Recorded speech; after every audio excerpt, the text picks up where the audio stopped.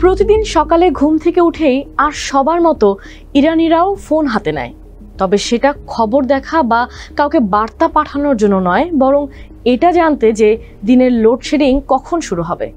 তেহরানের অনেকেরই এখন পুরো সপ্তাহের বিদ্যুতের সময়সূচি মুখস্থ, তবুও প্রতিদিন তারা নিয়ম করে চেক করেন, কেননা শেষ মুহূর্তে বিদ্যুৎ বিভ্রাটের সময়সূচি পরিবর্তন হওয়া এখন একরকম নিয়মেই পরিণত হয়েছে।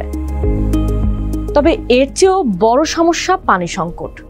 যখন তখন পানি চলে যায়, আর একবার গেলে এরপর পানি থাকে না কয়েক ঘন্টা। এমন অবস্থায় তাই পানি আসলেই তেহরানের বাসিন্দারা ব্যস্ত হয়ে পড়েন বালতিতে পানি ধরে রাখতে। এর মধ্যে আবার যুক্ত হয়েছে তীব্র গরম, যা রীতিমতো বিষিয়ে তুলছে ইরানিদের জীবন। এই ত্রিমুখী সংকটের সঙ্গে কিভাবে মানিয়ে নিচ্ছে ইরানিরা? এই সংকটের প্রভাবে কেমন করে বদলে যাচ্ছে ইরানিদের দৈনন্দিন জীবন?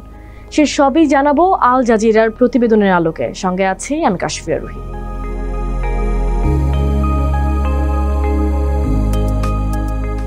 ইরানের আবহাওয়া দপ্তরের তথ্য অনুযায়ী এবছর গ্রীষ্মে তাপমাত্রা রেকর্ড ছাড়িয়েছে। এর মধ্যে টানা পঞ্চম বছরের মতো খরা দেখা দিয়েছে দেশটিতে। আর জ্বালানি সংকট ও তীব্র দাবদাহে পানির অভাব ও বিদ্যুৎ ঘাটতি ইরানিদের টিকে থাকার লড়াইকে করে তুলেছে দুর্বোধ্য। তাই পরিস্থিতি এতটাই নাজুক যে মৌলিক সেবাও পাচ্ছেন না অনেক ইরানি। আবহাওয়া অফিসের তথ্য অনুযায়ী চলতি বছর ইরানের বৃষ্টিপাত কমেছে গড়ে 40% পর্যন্ত, যার ফলে শুকিয়ে যাচ্ছে পানির উৎস। কমে গেছে হাইড্রো পাওয়ার উৎপাদনও। আর গ্রীষ্মে এয়ার কন্ডিশনারের চাহিদা বেড়ে যাওয়াও সমস্যা বাড়িয়ে দিয়েছে বহু গুণে। বিদ্যুৎ উৎপাদনে মূলত জীবাশ্ম জ্বালানির উপর নির্ভরশীল ইরান। তবে অবকাঠামো উন্নয়ন ও প্রযুক্তি হালনাগাদে দেশটি এখন অনেক পিছিয়ে। তেল ও গ্যাসের বিশাল মজুদ থাকার পরও ট্রান্সমিশন নেটওয়ার্ক ও বিদ্যুৎ কেন্দ্রগুলোতে সেই অর্থে বিনিয়োগ করেনি ইরান। প্রতিদিন লোডশেডিং এর মাধ্যমে যার প্রায়শ্চিত্ত করছে ইরানিরা।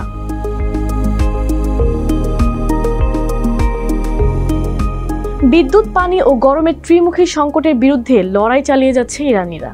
পরিস্থিতির সঙ্গে মানিয়ে নিতে ইরানিরা পানি জমিয়ে রাখছেন। বিদ্যুৎ চলে গেলে সেই পানির কিছুটা ঢালছেন কুলারে। গরম বেড়ে গেলে তাতে বরফ ফেলে ঠান্ডা বাতাস বের করার চেষ্টা করছেন। আর যখন পানি ও বিদ্যুৎ কোনোটাই থাকে না, তখন কঠিন পরিস্থিতি থেকে বাঁচতে ভেজা তোয়ালে শরীরের সঙ্গে জড়িয়ে রাখেন তারা, তাতে কিছুটা হলেও যদি স্বস্তি মেলে। কেননা গরম থেকে বাঁচতে ঘর থেকে বেরিয়ে বারান্দা কিংবা বাইরে যাবেন সে উপায়ও নেই, কারণ বাইরের বাতাস ঘরের তুলনায় আরো বেশি গরম, এমনকি রাতেও।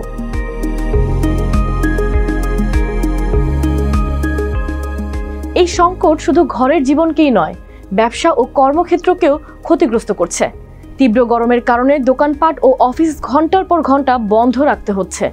আর এমন পরিস্থিতিতে অর্থনৈতিক সংকট দেখা দিচ্ছে, যা সামাল দিতে হয়তো কর্মী ছাঁটাই করা হতে পারে। আর সেটা হলে ক্ষতিগ্রস্ত হবে চাকরির উপর নির্ভরশীল পরিবারগুলো। এছাড়া কঠিন পরিস্থিতির মুখোমুখি হয়েছেন ছোট ব্যবসায়ীরাও। বিদ্যুৎ বিভ্রাটের কারণে রেফ্রিজারেটর খুব একটা কাজে আসছে না, নষ্ট হয়ে যাচ্ছে খাবার। আর বিদ্যুৎ ও ইন্টারনেট সংযোগ ব্যাহত হওয়ায় বাড়িতে বসেও কাজ করা অসম্ভব হয়ে পড়েছে। তবে এসব সংকট ও অনিশ্চয়তার মধ্যে বেড়ে উঠছে ইরানের নতুন প্রজন্ম, যাদের কাছে মানিয়ে চলাটাই জীবনের এক নিদারুণ বাস্তবতা।